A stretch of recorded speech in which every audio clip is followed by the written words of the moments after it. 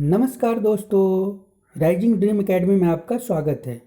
दोस्तों, आज से हम लोग एनसीईआरटी क्लास स्टार्ट करने जा रहे हैं। इसके अंतर्गत सबसे पहले आज हम लोग क्लास 6 का ज्योग्राफी पढ़ेंगे। दोस्तों, किसी भी कंपटीशन की तैयारी के लिए एनसीईआरटी का ज्ञान होना बहुत ही ज़रूरी मानी जाती है। और दोस्तों, इसके ज्ञान और समझ से हम लोग किसी भी कंपटीशन को बहुत जल्दी क्रैक भी कर सकते हैं। तो दोस्तों, हम आपको आज से एनसीईआरटी पढ़ाएंगे। दोस्तों, यद्यपि बाज़ार में आपको ओल्ड वाली एनसीईआरटी बहुत जल्दी अवेलेबल नहीं हो पाएगी, लेकिन दोस्तों आज हम आपको ओल्ड वाली एनसीईआरटी से ही क्लास 6 का ज्योग्राफी पढ़ाएंगे। दोस्तों, यद्यपि न्यू वाली एनसीईआरटी भी पढ़ना ठीक ठाक मानी जाती है, लेकिन कंटेंट के हिसाब से ओल्ड वाली एनसीईआरटी न्यू वाली से बेहतर मानी जाती है। तो दोस्तों, हम लोग आज से ओल्ड वाली एनसीईआरटी ही पढ़ेंगे और हम आपको इसका कंटेंट अवेलेबल कराएंगे। तो दोस्तों, अब चलते हैं क्लास 6 के एनसीईआरटी पर। दोस्तों, अगर आप इसके पाठ सूची पर गौर करें तो आप पाएंगे कि ये 5 खंडों में विभाजित था। इसमें देखेंगे कि पहले खंड में आप पाएंगे पृथ्वी हमारा ग्रह के बारे में है, दूसरे खंड में अफ्रीका महादेश के बारे में है, तीसरे खंड में दक्षिण अमेरिका के बारे में है, चौथे खंड में आप ऑस्ट्रेलिया के बारे में पढ़ेंगे और पाँचवें और लास्ट खंड में आप अंटार्कटिका के बारे में पढ़ेंगे। तो दोस्तों, आज हम लोग इसके पहले खंड के पहले अध्याय जो इसमें दिया हुआ है हमारे सौर मंडल में पृथ्वी, इसे आज पढ़ेंगे। तो दोस्तों, अब चलते हैं इसके पहले खंड के बारे में अध्ययन करते हैं। दोस्तों, इसमें पहले खंड में दिया हुआ है पृथ्वी हमारा ग्रह। इसमें दोस्तों हम लाइन बाय लाइन आपको पढ़ते हुए समझाते हुए भी चलेंगे। दोस्तों, इसमें दिया हुआ है, तुमने रात के समय आकाश में चमकते हुए असंख्य पिंड अवश्य देखे होंगे। क्या तुम जानते हो कि जिस पृथ्वी पर हम रहते हैं वह उन्हीं जैसा एक छोटा सा पिंड है।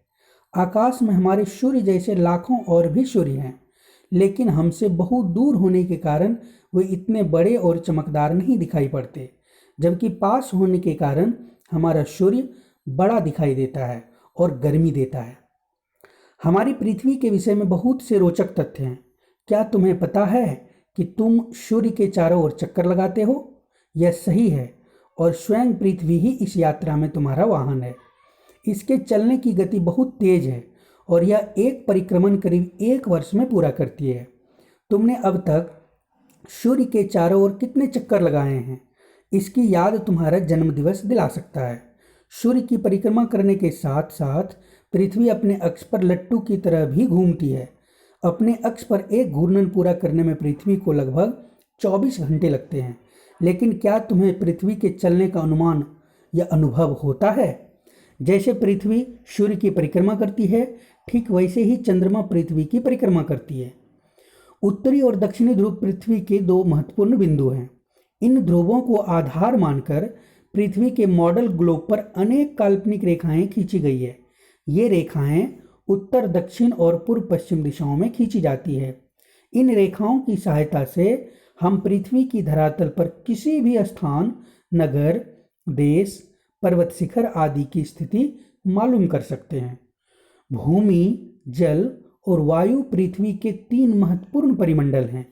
क्या तुम जानते हो कि पेड़ पौधे, पशु पक्षी और मनुष्य सहित सभी जीव केवल उसी क्षेत्र में जीवित रह सकते हैं जहां भूमि, नल और वायु एक दूसरे के संपर्क में आते हैं। दोस्तों, यहाँ फिर से देख लें, यहाँ दिया हुआ है कि क्या तुम जानते हो कि पेड़ पौधे, पशु पक्षी और मनुष्य सहित सभी जीव केवल उसी क्षेत्र में जीवित रह सकते हैं जहाँ भूमि, जल और वायु एक दूसरे के संपर्क में आते हैं।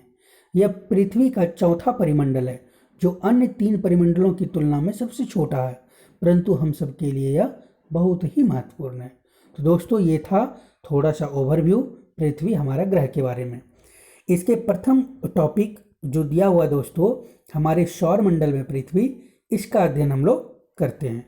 तो दोस्तों, इसमें दिया हुआ है, देखिए, सबसे पहले परिभाषिक शब्द जो तुम जानते हो।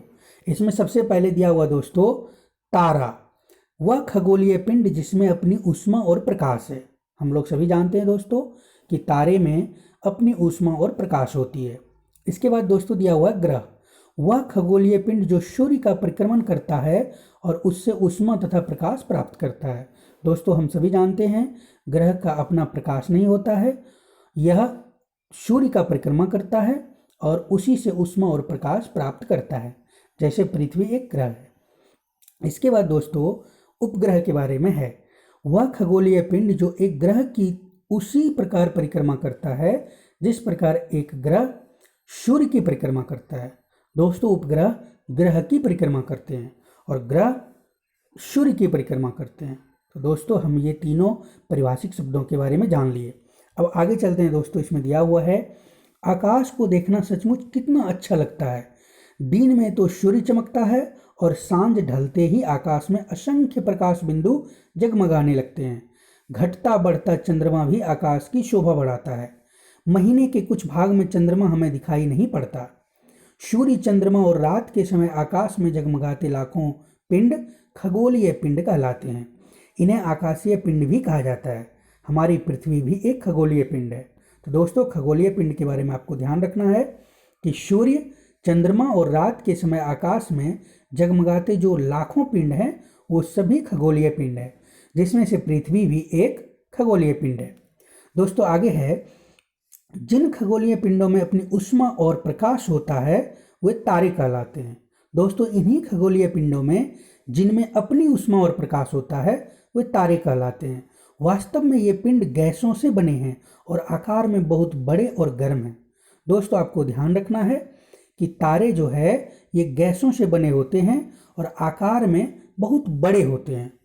दोस्तों इसमें आगे दिया हुआ है, इनसे बहुत अधिक मात्रा में ऊष्मा और प्रकाश का विकिरण भी होता है। अत्यंत दूर होने के कारण ही वे हमें बहुत छोटे दिखाई पड़ते हैं। दोस्तों तारे हमसे बहुत दूर होते हैं, इसीलिए वो छोटे दिखाई पड़ते हैं। सूर्य भी एक तारा है दोस्तों, जिसका चक्कर हमारी पृथ्वी जो एक ग्रह है लगाती है, यानी सूर्य का चक्कर लगाती है। सूर्य भी एक तारा है। दूसरे तारों की तुलना में सूर्य हमसे निकट है, हमारे निकट है, अतः यह हमें बड़ा और चमकीला दिखाई देता है। हमारे सूर्य जैसे लाखों तारे और भी हैं, यानी सूर्य जैसे लाखों तारे आकाश में विद्यमान हैं। खगोलीय पिंडों का एक दूसरा वर्ग भी है। इनमें अपनी ऊष्मा और अपना प्रकाश नहीं है, वे केवल सूर्य जैसे तारों से प्राप्त प्रकाश को ही परावर्तित करते हैं। इन्हें ग्रह कहते हैं। दोस्तों ध्यान रखना है, ग्रहों का अपना प्रकाश नहीं होता है, वो सूर्य से जो भी ऊष्मा और प्रकाश को प्राप्त करते हैं और उसी का चक्कर भी लगाते हैं। देखिए आगे दिया हुआ है, ग्रह के लिए अंग्रेजी में प्लैनेट शब्द है, जिसका अर्थ है घूमने वाला। इंग्लिश में ग्रह को प्लैनेट कहा जाता है। इसके अर्थ को गौर करें तो इसका अर्थ होता है घूमने वाला। हमारी पृथ्वी भी एक ग्रह है, यह सूर्य से ऊष्मा और प्रकाश लेती है। हमारी पृथ्वी समेत 9 ग्रह सूर्य की परिक्रमा करते हैं। दोस्तों आपको ओल्ड एनसीईआरटी में ध्यान रखना है कि कुछ कुछ डेटा चेंज हो गया है। जैसे यहाँ दिया हुआ है हमारी पृथ्वी समेत 9 ग्रह, लेकिन वर्तमान में दोस्तों 9 ग्रह नहीं है। प्लूटो अभी ग्रह नहीं है। आपको याद रखना है कि अभी वर्तमान में 8 ग्रह हैं, तो यहाँ आपको ये करेक्शन कर लेना है। तो यानी हमारी पृथ्वी समेत कुल 9 ग्रह नहीं होके ये 8 ग्रह सूर्य की परिक्रमा करते हैं। अब देखिए आगे दिया हुआ है सौर परिवार के बारे में। इसमें दिया हुआ दोस्तों कि सूर्य और 9 ग्रह, दोस्तों यहाँ 9 ग्रह नहीं आप 8 ग्रह समझेंगे। सूर्य और 8 ग्रह मिलकर सौरमंडल बनाते हैं। सौर परिवार में 9 ग्रहों के अतिरिक्त कुछ अन्य सदस्य भी हैं, यानी सौर परिवार में 8 ग्रह के अतिरिक्त कुछ अन्य सदस्य भी हैं। ग्रहों की परिक्रमा करने वाले इन पिंडों का आकार अपेक्षाकृत छोटा है, इन्हें उपग्रह कहते हैं। जैसे दोस्तों पृथ्वी का अपना एक उपग्रह चंद्रमा है, इसी प्रकार अनेक उपग्रह हैं सौरमंडल में, यानी सौर परिवार में। दोस्तों अब आगे चलते हैं। ये देखिए इस चित्र में सौरमंडल का आप आसानी से अवलोकन कर सकते हैं। दोस्तों इसमें आप चित्र को गौर से देखें तो यहाँ देखिए सूर्य के सबसे निकट बुध है, उसके बाद इसमें देखिए शुक्र है, फिर इसमें देखिए पृथ्वी है, फिर यहाँ मंगल है, उसके बाद बृहस्पति है, फिर शनि है, फिर यूरेनस है और फिर नेपच्यून है। आपको प्लूटो को ग्रह यहाँ नहीं मानना है, क्योंकि दोस्तों ये ओल्ड एनसीईआरटी है, आपको ये डाटा चेंज करके मानना है। तो दोस्तों दूरी के अनुसार आप देख सकते हैं कि सूर्य के सबसे नज़दीक बुध है, उसके बाद शुक्र है, फिर उसके बाद पृथ्वी है, उसके बाद मंगल है, फिर बृहस्पति, शनि, यूरेनस, उसके बाद लास्ट में है नेपच्यून। दोस्तों इसमें अब हम लोग सूर्य के बारे में पढ़ते हैं। इसमें देखिए दोस्तों दिया हुआ है कि सूर्य सौर परिवार के केंद्र में स्थित है, यानी जिस परिवार के अंतर्गत सूर्य आती है और सभी ग्रह आते हैं उसमें सूर्य जो है इसके केंद्र में स्थित है। यह सौर परिवार का सबसे बड़ा सदस्य भी है। हमारी पृथ्वी से तो यह 10 लाख गुना बड़ा है। दोस्तों इस पॉइंट को आपको याद रखना है कि पृथ्वी से आकार में सूर्य 10 लाख गुना बड़ा है। सूर्य अत्यंत गर्म गैसों से बना है। यह पूरे सौर परिवार के लिए ऊर्जा अर्थात ऊष्मा और प्रकाश का स्रोत है। इस ऊर्जा के बिना पृथ्वी बिल्कुल ठंडी और निर्जीव हो जाएगी। दोस्तों पृथ्वी पर जो भी ऊष्मा और प्रकाश हम लोग प्राप्त करते हैं इसका जो सोर्स है वो सूर्य ही है। सूर्य पृथ्वी से लगभग 15 करोड़ किलोमीटर दूर है। दोस्तों अगर दूरी के अनुसार हम लोग सूर्य की अवस्थिति को देखें तो यह पृथ्वी से 15 करोड़ किलोमीटर दूर है। प्रकाश की गति लगभग 3 लाख किलोमीटर प्रति सेकेंड है। इतनी तेज गति से चलते हुए भी सूर्य का प्रकाश लगभग 8 मिनट में पृथ्वी पर पहुंच पाता है। तो दोस्तों पृथ्वी पर सूर्य के प्रकाश को पहुंचने में लगभग 8 मिनट लगते हैं, यानी इसको एग्जैक्ट में हम लोग माने तो 8 मिनट 20 सेकेंड लगता है। दोस्तों अब हम लोग ग्रह के बारे में अध्ययन करते हैं। इसमें देखिए दिया हुआ है हमारे सौर परिवार में 9 ग्रह हैं। दोस्तों यहाँ भी आपको 8 ग्रह ही लेके चलना है। सूर्य से दूरी के अनुसार इनका क्रम इस प्रकार है। इसमें देखिए दिया हुआ है क्रम के अनुसार बुध, शुक्र, पृथ्वी, मंगल, बृहस्पति, शनि, यूरेनस, नेपच्यून और प्लूटो। प्लूटो को यहाँ दोस्तों आपको ग्रह नहीं मानना है। इस प्रकार सूर्य के सबसे निकट बुध है और प्लूटो सबसे दूर है। दोस्तों प्लूटो को ग्रह नहीं मान के आपको सबसे दूर जो ग्रह है वो नेपच्यून है। दोस्तों इसी को सबसे दूर का ग्रह आपको मानना है। नेपच्यून और प्लूटो हमसे इतनी अधिक दूर हैं कि हम उन्हें बिना दूरबीन के नहीं देख सकते। दोस्तों ये सभी हमसे बहुत दूर है, हम लोग इसे नंगी आंखों से नहीं देख सकते। इसके लिए हमें दूरबीन की आवश्यकता पड़ेगी।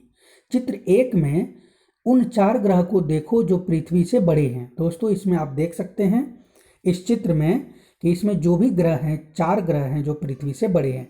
इसमें आप देख सकते हैं कि इसमें 4 ग्रह जो पृथ्वी से बड़े हैं वो है बृहस्पति, शनि, यूरेनस और नेपच्यून। आप चित्र में आसानी से देख सकते हैं। तो इसमें दिया हुआ दोस्तों चित्र 1 में उन 4 ग्रह को देखो जो पृथ्वी से बड़े हैं। ग्रहों में बृहस्पति सबसे बड़ा है। दोस्तों ये पॉइंट को भी आपको याद रखना है कि ग्रहों में बृहस्पति सबसे बड़ा है। सबसे छोटे ग्रह का नाम बताइए, पृथ्वी से सबसे छोटे ग्रह कौन से हैं। दोस्तों आपको इसमें देख लेना है कि पृथ्वी से छोटे ग्रह कौन कौन है। अब देखते हैं हम लोग दोस्तों क्षुद्र ग्रह के बारे में। मंगल और बृहस्पति की कक्षाओं के बीच में अनेक झुंड हैं। दोस्तों इस चित्र में आप देखेंगे तो इसमें पाएंगे आप कि मंगल और बृहस्पति, यानी यहाँ बृहस्पति हो गया दोस्तों और ये मंगल हो गया, यानी इसके बीच में बहुत सारे छोटे छोटे पिंड आपको दिखाई पड़ेंगे। तो इसी को हम लोग क्षुद्र ग्रह कहेंगे। देखिए इसमें दोस्तों हम लोग आगे पढ़ते हैं। मंगल और बृहस्पति की कक्षाओं के बीच में अनेक झुंड हैं। ये पिंड के झुंड भी सूर्य की परिक्रमा कर रहे हैं। इन्हें क्षुद्र ग्रह कहते हैं। ऐसा विश्वास है कि क्षुद्र ग्रह उस ग्रह के टुकड़े हैं जो अपने जन्म के बाद विस्फोट के बाद बिखर गए हैं। दोस्तों ऐसा अनुमान है कि ये जो क्षुद्र ग्रह है कि उस ग्रह के टुकड़े हैं जो अपने जन्म के बाद विस्फोट के बाद बिखर गया है।